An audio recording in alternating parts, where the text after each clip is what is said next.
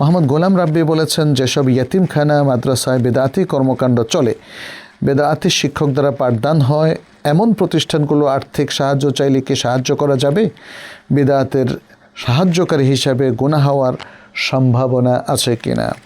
আমি প্রথমত বলবো ভাই গোলাম রাব্বি, এতিমখানা এবং মাদ্রাসা আমরা বেদাত প্রতিষ্ঠিত করব এই নিয়তে কেউ এতিমখানাও বানায় না এবং মাদ্রাসাও বানায় না।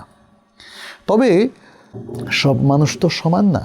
অনেক মানুষ না জেনে বেদাত করে, আবার অনেক মানুষ জেনে বেদাত করে।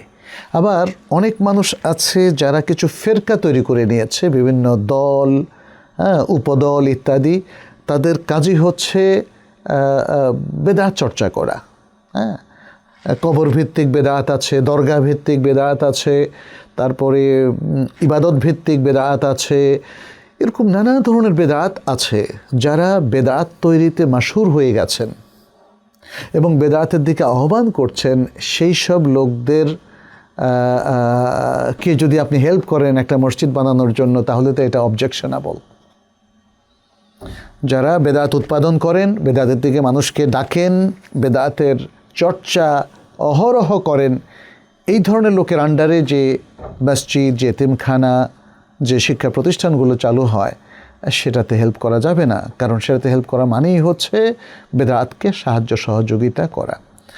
কিন্তু যাদের ব্যাপারে আমরা জানি যে তারা মোটামুটি স্টেবল, ভালো মানুষ, তাহলে তারা যে এতিমখানা করছেন সেটাকে আমি বেদাত কেন ভাববো?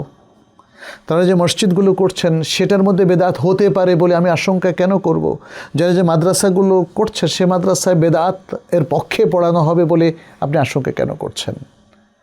প্রকৃত উলামায়ে কেরাম তারা বেদাত করে না, তারা সকল ইবাদত দলিল ভিত্তিক পালন করে, তারা একমাত্র আল্লাহর ইবাদত করে এবং আল্লাহর ইবাদত করে কোরআন সুন্নাহ মোতাবেকের বাইরে গিয়ে ইবাদত করে না, ফলে সেটার বেদাত হওয়ার সম্ভাবনা থাকে না।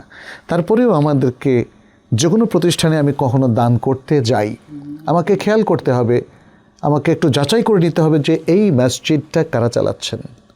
যারা বেদাত উৎপাদন করেন তারা চালাচ্ছেন না, যারা হকপন্থী তারা চালাচ্ছেন, এই মাদ্রাসাটা কে চালাচ্ছেন, এই শিক্ষা প্রতিষ্ঠানটা কে চালাচ্ছেন। এইভাবে আমাদেরকে আসলে একটু ভালো করে দেখতে হবে। এতিমখানা, মসজিদ ইত্যাদি সব প্রতিষ্ঠান ভালো করে দেখতে হবে। যদি দেখি খারাপ লোকেরা এগুলো চালাচ্ছেন বা বেদাতি মনোভাবাপন্ন সম্পন্ন লোকেরা, অথবা এমন লোকেরা যাদের দিনের প্রতি কোনো দরদ নাই, বরং তারা এই পবিত্র জায়গাগুলোর পবিত্রতা রক্ষা করবে না, তারা চালাচ্ছেন, তাহলে সেখানে আমরা আমাদের কোনো সাহায্য সহযোগিতা দেব না। আমরা সাহায্য সহযোগিতা দেব সেই সমস্ত প্রতিষ্ঠানে যেগুলোতে আল্লাহর দ্বীন এবং রাসূল সাল্লাল্লাহু আলাইহি ওয়াসাল্লামের সুন্নাহ সঠিকভাবে পালন করা হয়, নিদেন পক্ষে পালনের চেষ্টা করা হয়। আপনি যদি জেনে বুঝে বেদাতের পক্ষের মানুষদেরকে সাহায্য সহযোগিতা করেন, তাহলে অবশ্যই আপনি বেদাতের সহযোগী হিসাবে গণ্য হবেন। কিন্তু যদি না জেনে করেন অথবা ভুলে ভালে কিছু অ্যামাউন্ট চলে যায়, বাদ বাকি আপনার গুরুত্বপূর্ণ অ্যামাউন্টগুলো আপনি ভালো প্রতিষ্ঠানে দেওয়ার জন্য বদ্ধপরিকর হয়েছেন, কিছু ভুল ত্রুটি হয়ে গেল, আল্লাহ মাফ করবেন বলে আমরা আশা করছি।